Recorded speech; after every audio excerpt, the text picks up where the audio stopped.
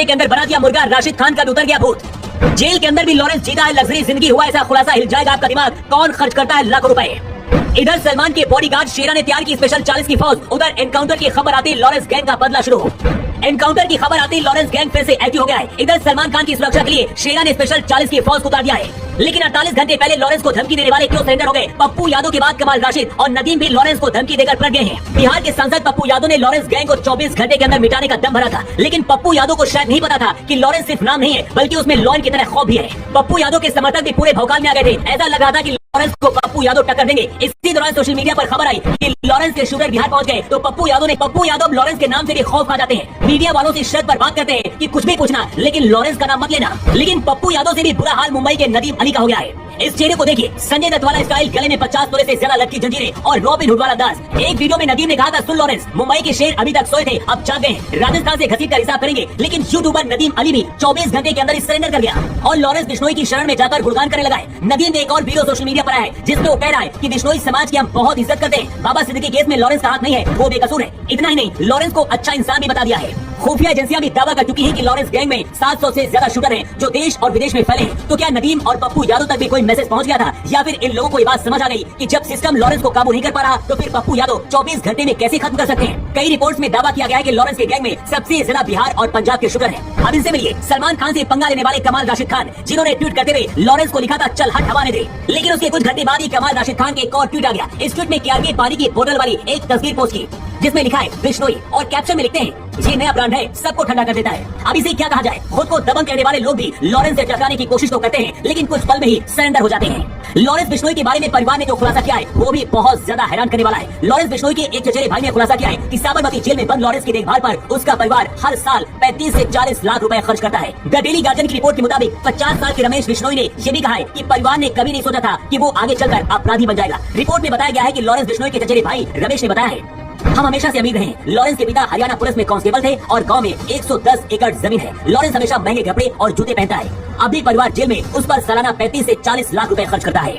Lawrence Bishnoi इस वक्त पूरे देश में खौफ का दूसरा नाम बन गया है, जिसके सामने सरकार और सिस्टम भी कमजोर दिखा है। लेकिन जब से करणी सेना ने लॉरेंस के एनकाउंटर करने वालों को 1 करोड़ का इनाम घोषित किया है, उसके बाद से लॉरेंस गैंग के सभी शूटर एक्टिव हो गए हैं। अगला टारगेट कौन है किसी को नहीं पता। दावा तो ये भी किया जा रहा है कि सलमान खान से पहले लॉरेंस के टारगेट में अब करणी सेना के अध्यक्ष राज शेखावत हो सकते हैं, जिन्होंने लॉरेंस के एनकाउंटर करने वाले को 1 करोड़ रुपए देने का इनाम घोषित किया है। इधर सलमान खान की सुरक्षा को किले में बदल दिया गया है। बॉडीगार्ड शेरा ने स्पेशल 40 की फौज तैयार की है जो अलग से सलमान की सुरक्षा कर रही है। लेकिन कितना ज्यादा डर है इसका अंदाजा आप इस बात से लगा सकते हैं कि कमाल राशिद हो, पप्पू यादव हो या फिर यूट्यूबर नदीम, सभी लॉरेंस के सामने कुछ घंटे में सरेंडर कर चुके हैं। लॉरेंस बिश्नोई को धमकी दे रहा था नदीम, लॉरेंस गैंग ने 24 घंटे के अंदर बना दिया मुर्गा, राशिद खान का उतर गया भूत। जेल के अंदर भी लॉरेंस जीता है लग्जरी जिंदगी, हुआ ऐसा खुलासा, हिल जाएगा आपका दिमाग, कौन खर्च करता है लाखों रुपए।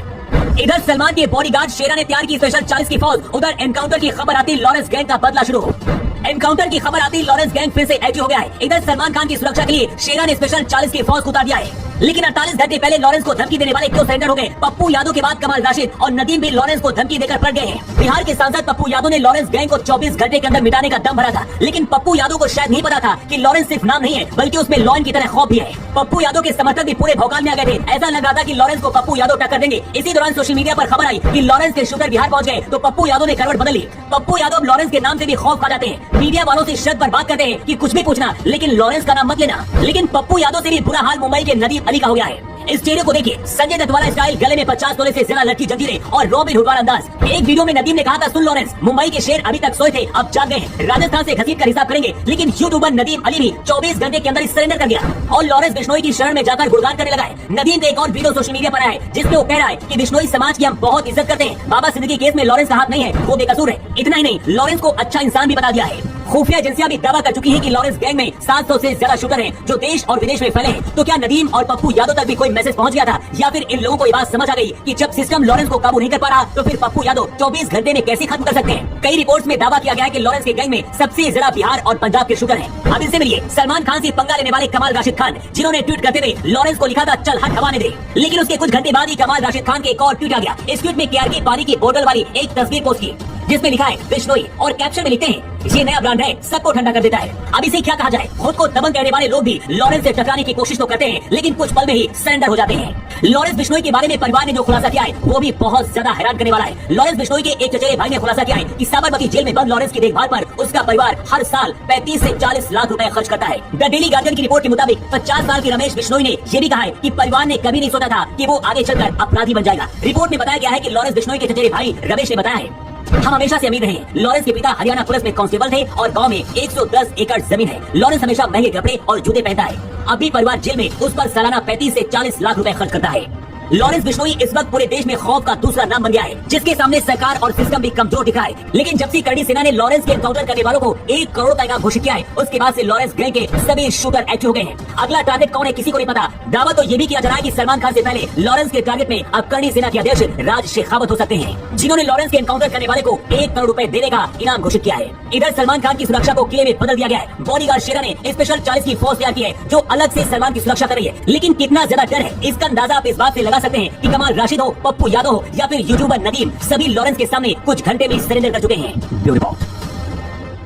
लॉरेंस बिश्नोई को धमकी दे रहा था नदीम, लॉरेंस गैंग ने 24 घंटे के अंदर बना दिया मुर्गा, राशिद खान का भी उतर गया भूत। जेल के अंदर भी लॉरेंस जीता है लग्जरी जिंदगी, हुआ ऐसा खुलासा, हिल जाएगा आपका दिमाग, कौन खर्च करता है लाखों रुपए। इधर सलमान के बॉडीगार्ड शेरा ने तैयार की स्पेशल 40 की फौज, उधर एनकाउंटर की खबर आती लॉरेंस गैंग का बदला शुरू। एनकाउंटर की खबर आती लॉरेंस गैंग फिर से एक्टिव हो गया है। इधर सलमान खान की सुरक्षा के लिए शेरा ने स्पेशल 40 की फौज को उतार दिया है। लेकिन 48 घंटे पहले लॉरेंस को धमकी देने वाले क्यों सरेंडर हो गए।